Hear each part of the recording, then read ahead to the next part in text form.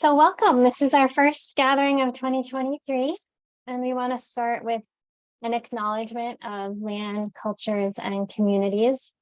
So as I said, Michael and I are joining you from Minnesota, which is the homeland of the Dakota people who've taken care of this land for thousands of years. Many Anishinaabe and other indigenous people make their home here as well. And we are settlers on this land. Our ancestors came to what became known as the United States from Ireland, England, and Scotland. And they participated in and benefited from the attempted genocide of Native people and enslavement of sub-Saharan Africans. So we know that it is our legacy and responsibility to repair that harm and interrupt those legacies of colonialism, racism, and genocide, and to do better. And we wanted to put that in the context of both the local land. This is a map of the land that I am on in Dakota, as well as the global connections that we have. And so really holding that and welcome you to share where you're from and who is shepherding and taking care of the land that you're on, as well as we go forward. And we also want to acknowledge and pay tribute to Dr. Stafford Hood. I'm going to pass it over to Michael to make that acknowledgement. Yes, we lost Stafford Hood this week, and he was one of the giants in our field, one of the founders of culturally responsive evaluation in particular, and the Center for Culturally Responsive Evaluation. I've done a video tribute honoring him. I'll put that link in the chat now, and you can copy that and look at that, which goes through his contributions, including doing work around the world on making sure that the perspectives of indigenous people, of people not traditionally heard from, were included in evaluation. He was deeply committed to that. So have a look at that video, and it will tell you more about Stafford's contributions and his work in life, including creating the Center for Culturally Responsive Evaluation and Assessment, which has an annual conference and has become quite large and important in this realm. And today, as we go through some of the history of utilization-focused evaluation and related developmental evaluation, principles-focused evaluation, blue marble evaluation, we're going to incorporate the contributions of culturally responsive evaluation in that. So we wanted to start with a little update on the blue marble journey. Many of you have been with us from the beginning, and so I'm happy to see lots of familiar faces as well as some new faces and names. And so we started this work really back in 2015, if not earlier, but that was when we received the first funding from the Faster Forward Fund, Michael Scriven's evaluation fund, to get blue marble thinking started. We did a course at IPDET, and then the book was launched in 2019 along with our community. And then we really dug deep into UFE for the last 2 years, because we updated that book and wrote the 5th edition, and it was the first edition to actually incorporate blue marble. But we haven't been doing as many blue marble specific gatherings last year. We did a lot of webinars from 2019 to 2021, but we're trying to sort of combine these two communities and really try to move forward. We've got almost 800 members from almost 100 countries connected with the blue marble evaluation community, and really wanting to spend today to ground us in that journey of UFE to blue marble, and then talk about what's next. And we're really focusing on developmental evaluation in the next year as well, so we'll talk some about that. But I'm going to pass it back to Michael to kind of talk about, in the beginning, the UFE to blue marble journey. Thank you, Charmaine. So when I finished my doctorate at the University of Wisconsin, my dissertation had been on evaluating non-traditional education programs in elementary school. And I went to the University of Minnesota which had one of the first evaluation methodology training programs funded by the federal government to begin evaluating war on poverty, Great Society programs, and became director of that program. And as part of that, we had pre-doctoral fellows, doctoral fellows, some postdocs. We decided to study use in order to bring some coherence to the program. And that led to the first edition of utilization-focused evaluation published in 1978, which highlighted the finding that the major factor influencing whether or not evaluations were used was what we called the personal factor, and that was whether anybody cared about the evaluation, had a personal connection to it, had a stake in it in some way, that it wasn't just a report. The second edition then came out in 1986, when that included the definition of utilization-focused evaluation as intended use for intended users. The first edition had identified the importance of users, but didn't connect it with their use as explicitly as the second edition did. And that has remained the overall principle of utilization-focused evaluation. The third edition in 1997 introduced process use.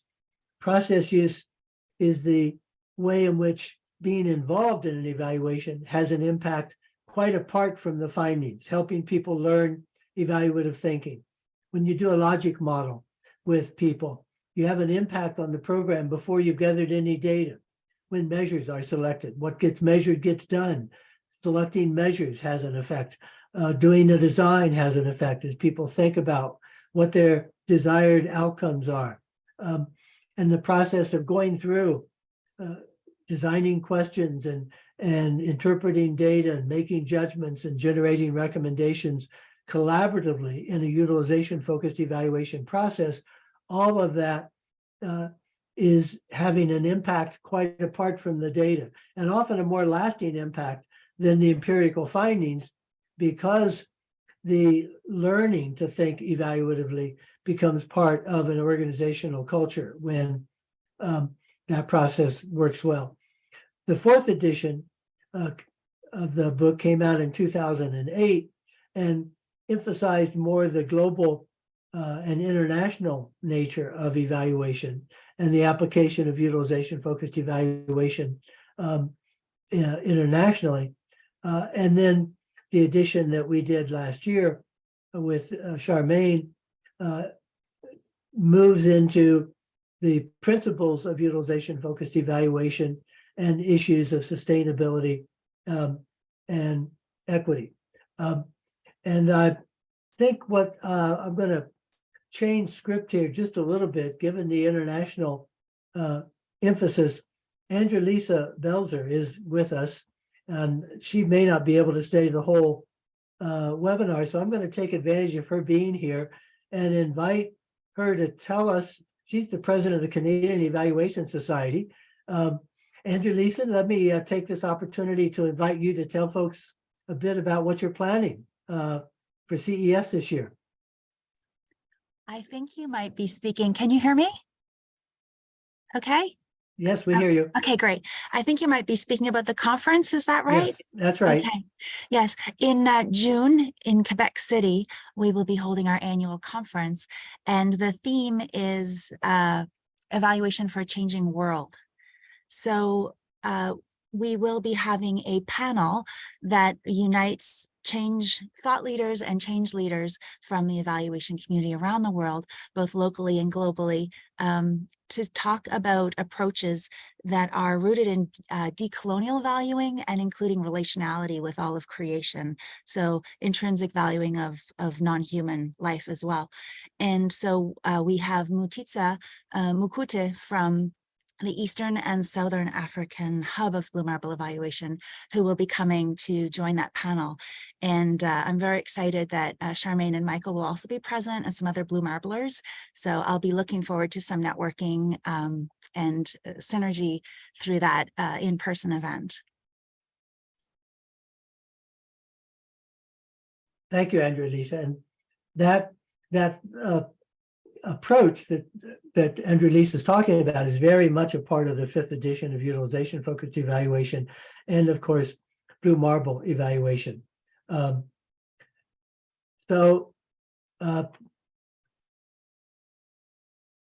The development of developmental evaluation came out of utilization focused evaluation because of working with a philanthropic leadership development program where we had a contract, a traditional contract to do formative evaluation and then summative evaluation.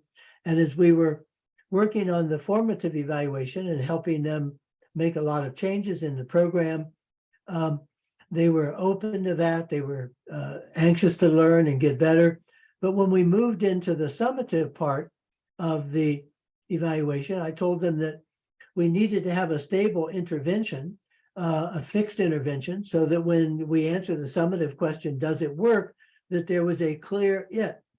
And that discussion led to their realizing that they didn't want a stable fixed it, that in fact, as a leadership program, they needed to keep adapting and developing as the world was changing, as things like internet, technology, social media, pandemics, changing global agriculture that affected the program, and trade, refugees, immigrants, the changes in policies, that as a leadership program, they needed to continue to develop.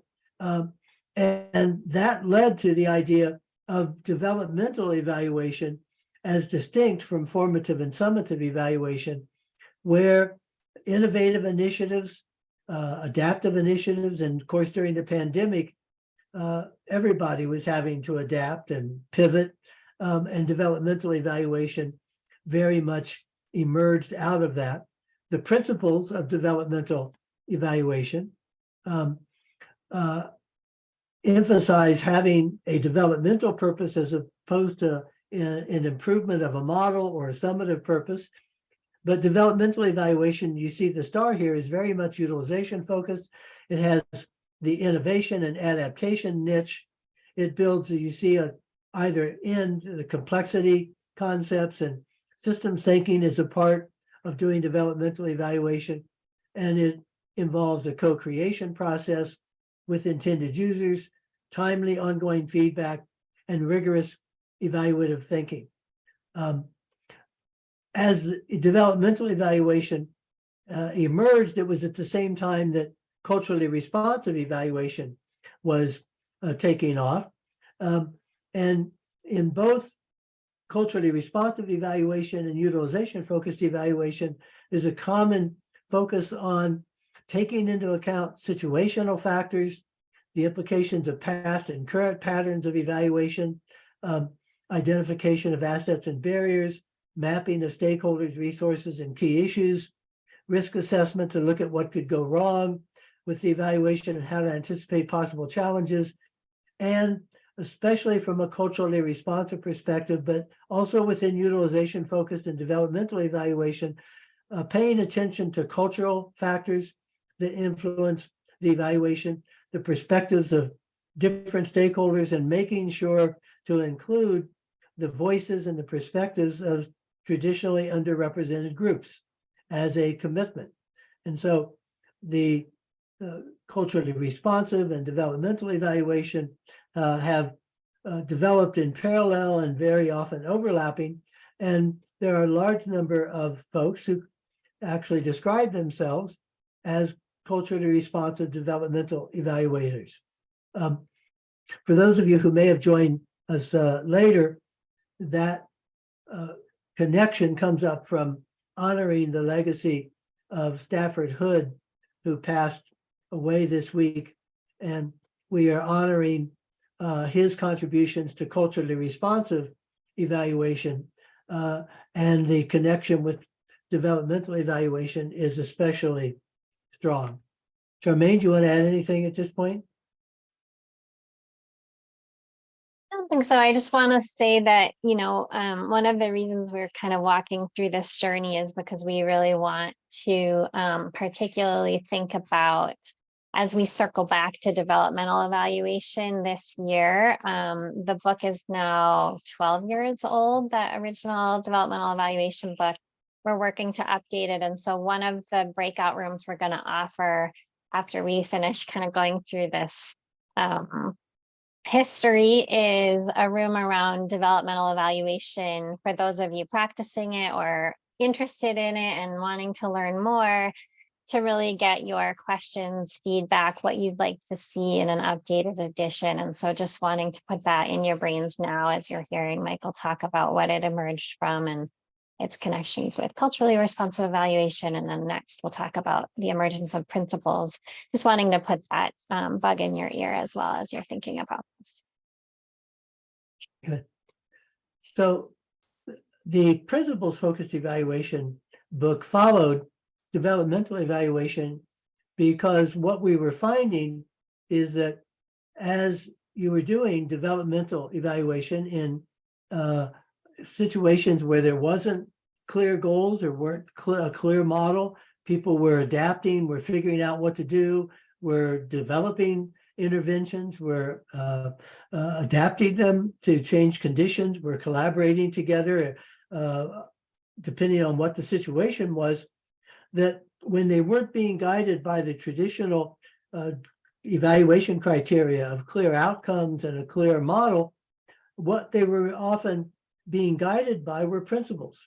And the leadership program I described was very much a principles-based program.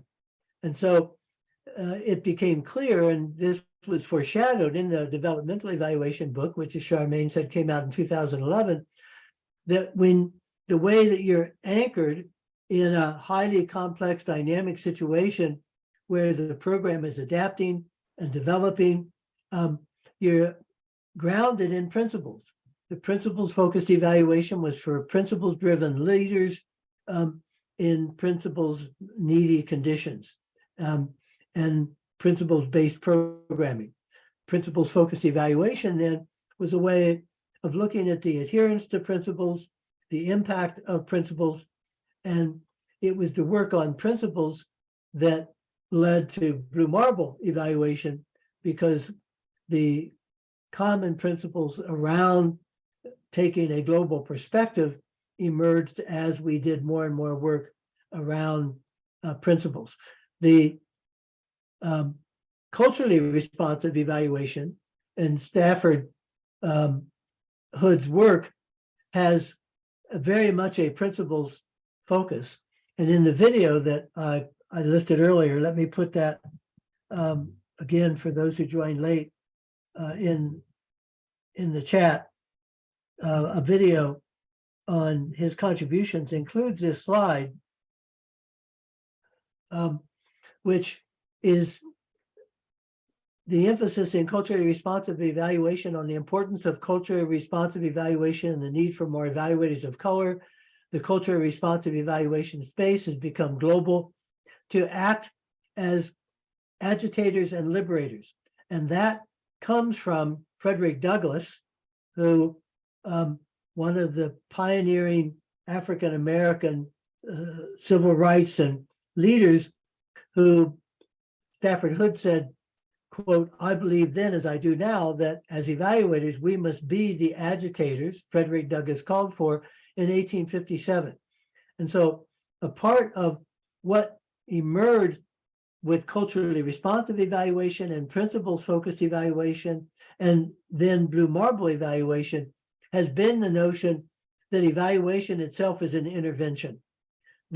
Historically, when the first edition of utilization-focused evaluation came out, researchers didn't even worry about use. They simply wanted to do methodologically rigorous work, put it out there, and whether or not it got used was not their problem. But over time, evaluators have committed to engaging in ways that make their work more useful. But given the climate emergency, the social justice uprising in the world, the the challenges of the pandemic, what we're in now called a polycrisis, that evaluators must worry about more than just use of findings. We must be part of the change and engage in evaluation in ways to do that. The principles of culturally responsive evaluation also are influenced by an early African-American researcher and evaluator, Asa Hilliard III, who keynoted the 1988 American Evaluation Association meeting when I was president at that time. And we wanted to have Dr. Hilliard look at the ways in which in the global scene, different perspectives of African Americans and other groups had affected the colonial history that Andrea Lisa was talking about. And so Hilliard provided a set of criteria for what should be expected of culturally responsive evaluators. He said that culturally responsive evaluators, and Stafford Hood adapted this, are rooted in a deep understanding of the group's culture and traditions. That is, that whatever group one is working with, or multiple groups, to, as part of the situation analysis, understand their culture and traditions. For example, there's a major effort now to do Made in Africa evaluation, to understand how African traditions and culture affect evaluation. And the work of the new Asian evaluation journal and their convening is around the ways in which Asian principles apply, and the same in Latin America, and New Zealand, and Australia, and Canada, Mexico. So understanding cultural traditions. The second principle was identifying and being a part of that group, of honoring their importance and their children, having a future perspective about what this is about. And these principles are very much consistent with Blue Marble evaluation principles. And that then led to the Blue Marble evaluation book, which again is utilization focused, begins to address utilization focused, developmental evaluation, principles focused evaluation in a global context. And this graphic shows utilization focused evaluation there at the center, having developmental evaluation wrapped around it, principles focused evaluation, Blue Marble evaluation. And in honor of Stafford Hood's contributions, we worked very closely and felt aligned with culturally responsive evaluation. Go ahead, Charmaine. Yeah, one of the ways that I think we try to really make that connection is through the Act Locally principle of Blue Marble evaluation, where we connect global systems change to really the local processes and local context, local culture.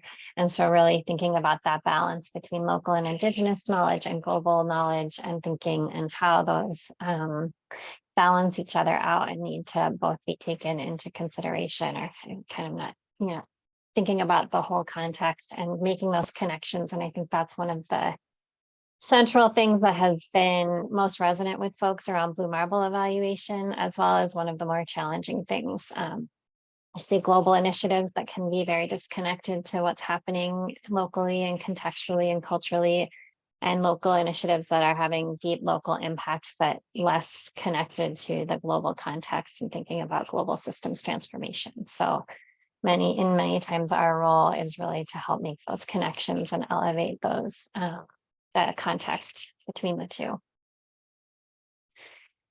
So we wanted to lay that foundation, but we also wanted to provide space for connection and conversation. So I'm gonna propose 3 breakout rooms, and knowing some folks come for this and some folks are not as interested in, connecting. It's up to you whether we would love for you to stay, but we understand not everyone is in that space. But if you'd like to stay and chat, we are going to offer 3 spaces. One is for kind of specific Q&A with Michael around what he talked about. UFE through BME. If there's something on your mind you've always wanted to ask or have a conversation about, we'll open one room there. I'm going to be in a room around developmental evaluation. As I said, we're really thinking a lot about that and how to make the book most useful and relevant to the work that's happening now. And then we'll open a third space that is going to be around collaborations, conference sessions. We've got CES conference proposals, CREA conference proposals open in the next week, as well as others. So if there's something on your mind, you're interested in finding other people to connect with and think about something like that, we invite you to join that space. And if there's another space you'd like to see, I can open another breakout room. If you want to propose a topic, go ahead and message me directly or put that in the chat. And what I'll do is I'll open breakout rooms that you can self-select into. And if you're not able to do that, you can just let me know and I can put you in them. So I'm gonna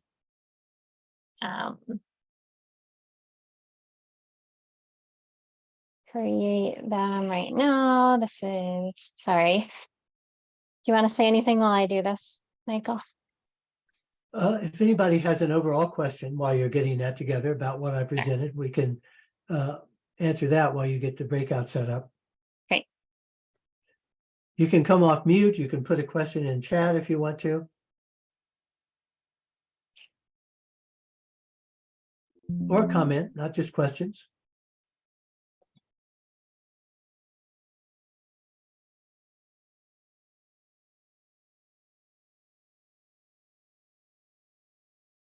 All right, well, I have them ready, so I'm gonna go ahead and open them.